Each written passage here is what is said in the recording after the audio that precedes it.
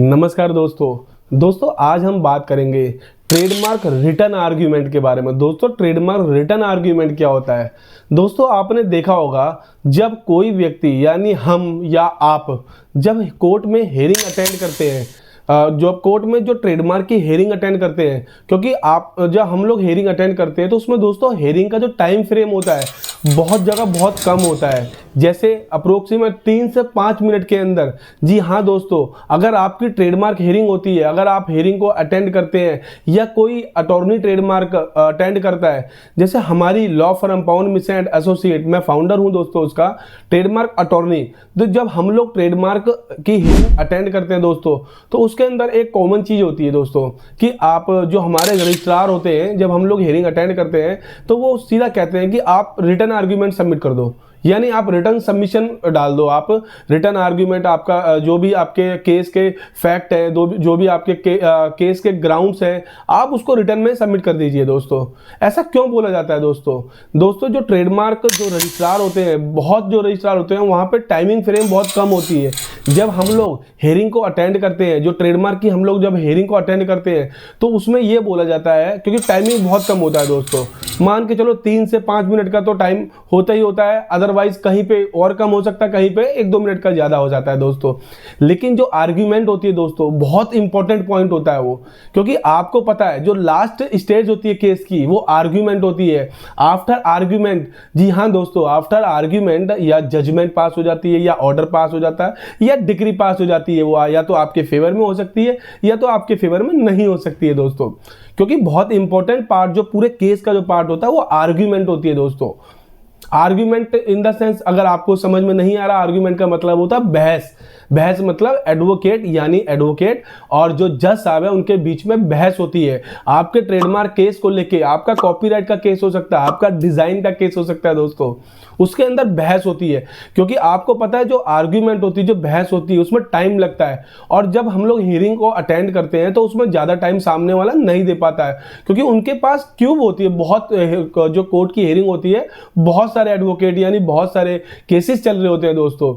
तो जो काम का वर्कलोड है बहुत ज्यादा होता है रजिस्ट्रार के पास में दोस्तों। इसलिए वो हमें कहते हैं कि वकील साहब आप अपनी रिटर्न आर्ग्यूमेंट सबमिट कर दीजिए। जो हम लोग ट्रेडमार्क की रिटर्न आर्ग्यूमेंट बनाते हैं उसके अंदर जो इंपॉर्टेंट पॉइंट्स होते हैं दोस्तों, जो लीगल पॉइंट्स होते हैं अकॉर्डिंग टू ट्रेडमार्क लॉ, जो ट्रेडमार्क के अकॉर्डिंग लीगल पॉइंट्स होते हैं, इंपॉर्टेंट पॉइंट्स होते हैं, जो आपके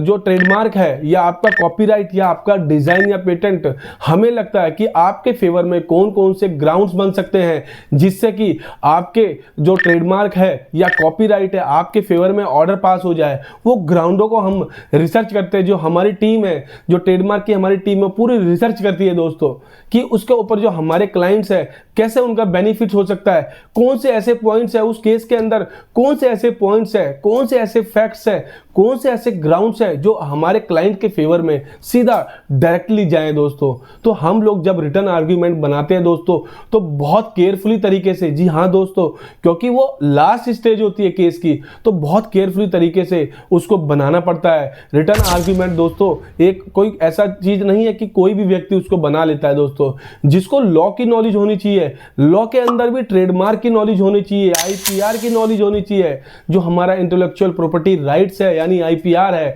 इसकी पूरी नॉलेज होनी चाहिए। According to law, according to IPR law के हिसाब से ही रिटर्न आर्ग्यूमेंट को बनाया जाता है दोस्तों। तो जब आपका रिटर्न आर्ग्यूमेंट आप पूरी केयरफुली तरीके से बना लेंगे दोस्तों, साथ में उसके एनेक्सर वाइज, जो एनेक्सर वाइज आपके एविडेंस है, एविडेंस को अटैच किया जाता है दोस्तों, देन उसको सबमिट किया जाता है। हो सकता है आपके ट्रेडमार्क को एक्सेप्ट कर लिया जाए, या हो सकता है नेक्स्ट हियरिंग दे दी जाए दोस्तों, कि उस आर्ग्यूमेंट को जो आपने सबमिट किया है, जो ट्रेडमार्क रजिस्ट्रार है, जी हाँ दोस्तों, जो ट्रेडमार्क रजिस्ट्रार है उन्होंने आपकी आर्ग्यूमेंट को कंसीडर किया कि नहीं किया दोस्तों, आपको ये रिप्लाई दिया जाएगा सामने से दोस्तों। तो जो ट्रेडमार्क का टॉपिक है दोस्तों बहुत ज़्यादा इंपॉर्टेंट टॉपिक है, क्योंकि बहुत लोग बिजनेस तो कर लेते हैं, बहुत लोग जीएसटी नंबर ले लेंगे, एमएसएमई ले लेंगे, आईएसओ ले लेंगे, एफएसएसएआई लाइसेंस ले लेंगे, जीएसटी ले लेंगे, कंपनी क्रिएट बनवा लेंगे, यानी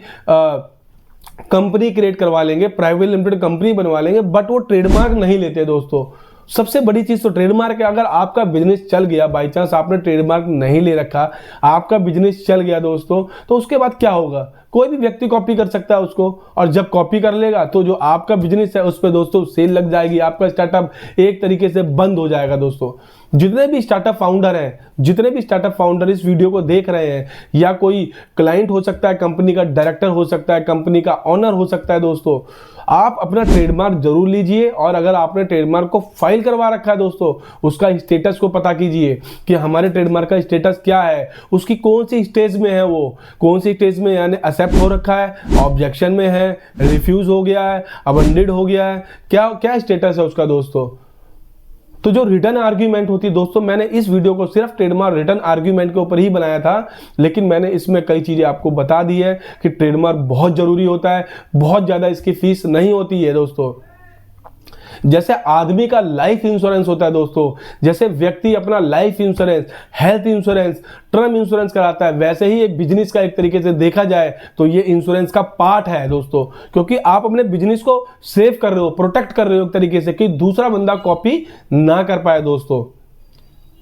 तो दोस्तों, अगर आपका ट्रेडमार्क से रिलेटेड कोई भी क्वेश्चन हो, ट्रेडमार्क की आर्ग्यूमेंट फाइल करवाना, आपको ट्रेडमार्क का रिप्लाई फाइल करवाना, ट्रेडमार्क का अपोज फाइल करवाना, ट्रेडमार्क का रूल 46, रूल 47, रूल 45 फाइल करवाना दोस्तों, ट्रेडमार्क का अगर कोई ऑनरशिप ट्रांसफर होनी है, उसको ऑनरशिप कैसे ट्रांसफर होगी, आफ्टर डेथ कैसे ट्रांसफर होगी, कौन कौन से लीगल डॉक्यूमेंट्स बनेंगे, कौन कौन से लीगल पॉइंट्स मेंशन करने होते हैं एग्रीमेंट के अंदर, इससे रिलेटेड कोई भी आपका क्वेश्चन हो, ट्रेडमार्क, कॉपीराइट, डिजाइन, इससे रिलेटेड कोई भी क्वेश्चन हो, आप हमारी टीम से, जी हाँ दोस्तों, आप हमारी टीम से बात कर सकते हैं। आपको थंबनेल पे नंबर मिल जाएगा, उस नंबर पे आपको अपनी क्वेरी मेंशन करके डालनी है। 24 से 48 घंटे में दोस्तों हमारी टीम का कॉल आएगा आपके पास, और आपका जो बेटर से बेटर सॉल्यूशन होगा दोस्तों, वो आपको प्रोवाइड किया जाएगा दोस्तों प्लीज इस वीडियो को लाइक करें, सब्सक्राइब करें और शेयर जरूर करें दोस्तों। धन्यवाद।